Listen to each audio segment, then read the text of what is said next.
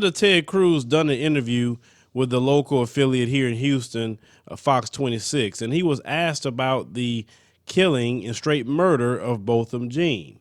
Now, I want you to hear what this man has to say, and after you hear the things that he's going to say, if you wasn't going to vote at all in the senator's race coming up here in Texas in November, I want you to pay attention to things he would say, because it's going to get you really motivated to probably go vote against the guy. But let's roll the clip. First rattle out of the box, your opponent, Beto O'Rourke, has spoken out, calling for the firing of that Dallas police officer that went into an apartment and shot the occupant there, who was unarmed.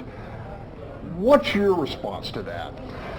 It's a tragic situation where everyone is horrified by what happened, and it may well be that two lives were destroyed that night. That obviously the individual that was at home in his apartment and found himself murdered. I mean, that is horrific and a nightmare.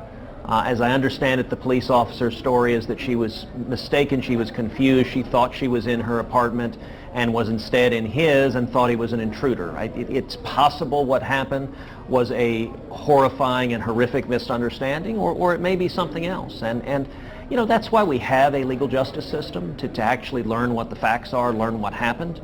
You know, I wish Beto O'Rourke and Democrats weren't so quick to always blame the police officer, always attack the police officer. She may have been in the wrong. She's facing legal proceedings, and if a jury of her peers concludes that she behaved wrongly, then she'll face the consequences. But I don't think we should jump to conclusions. It may have been just a horrific misunderstanding with horrifying consequences, or it may have been something worse. Now, why is this guy even running for public office after hearing that?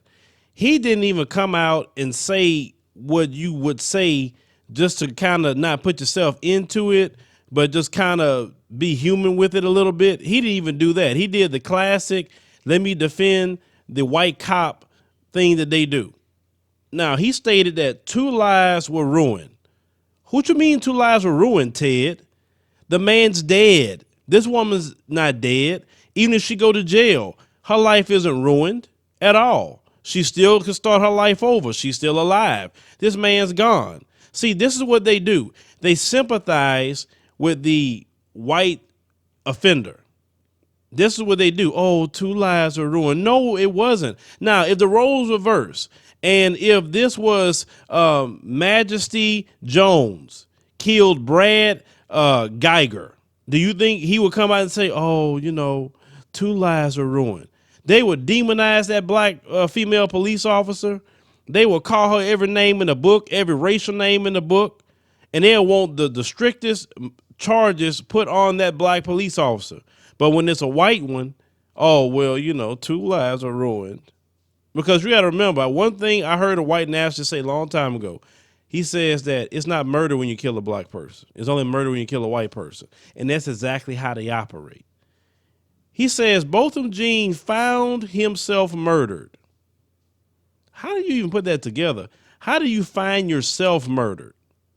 But this is a guy that's a senator. This guy needs to be gone completely. He has no respect for the victim, no respect for the family. He's all apologetic for this white female cop. He says, well, she may have been in the wrong. You walked in someone else's home, gunned them down. What do you mean you may be in the wrong? This is a guy that is a senator. This is a guy. Now, he says, well, the Democrats always blame the police officer. She did it, you fool. What do you mean always blame the police officer? Every time they're doing something, that's why they blame them. What do you mean? They just making things up on them when they kill someone unjustly? They making it up? They're not making it up. That's why they're blaming them. I mean, this guy is sick. He is sick and demented. And then he says, oh, they just want to attack the police. This is what he come up with out the whole thing. No empathy, no sympathy for the victim, don't care about them. All he care about is maintaining white supremacy and maintaining racism. On top of that, let me tell you what the Texas Rangers did as well. When they finally arrested Amber Guyger, do you know this is how they're being dirty?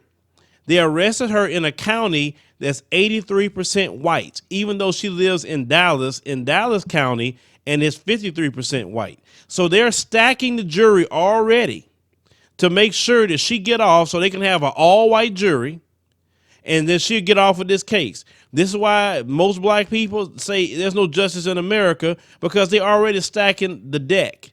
They're already having the fix that's already in.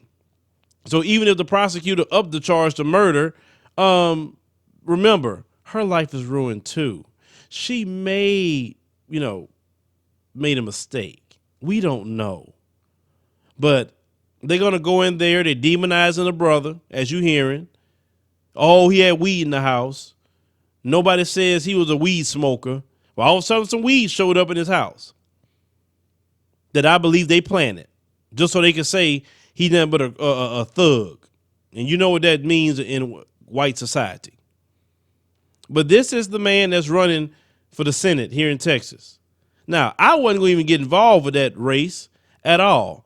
But after hearing this message, oh, yeah, I'm going to vote against him just for this one comment alone.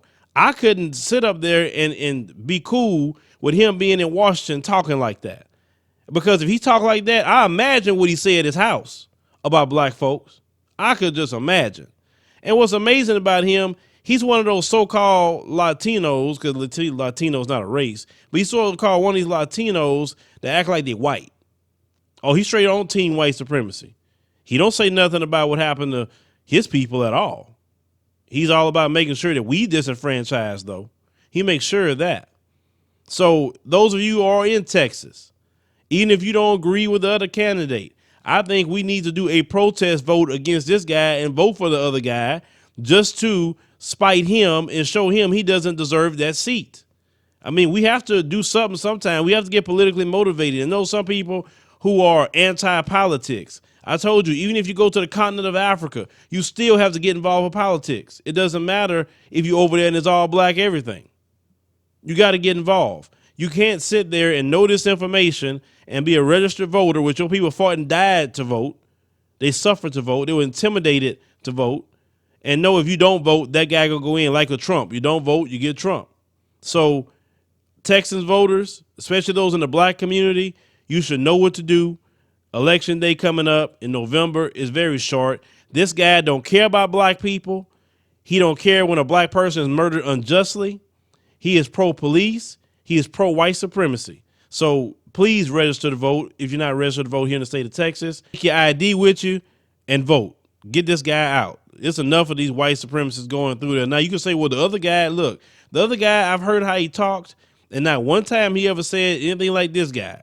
He said the complete opposite. So I can't say the other guy, Beto O'Rourke, is talking like this. Because if he was, I'll call him out too in the video. But this Ted Cruz guy, he's sick. He's extremely sick. Well, leave me a comment. Let me know what you think about this particular video. Once again, black people or any decent person in Texas, you hear that, you discussed about what happened with Botham Jean, go and vote this guy out.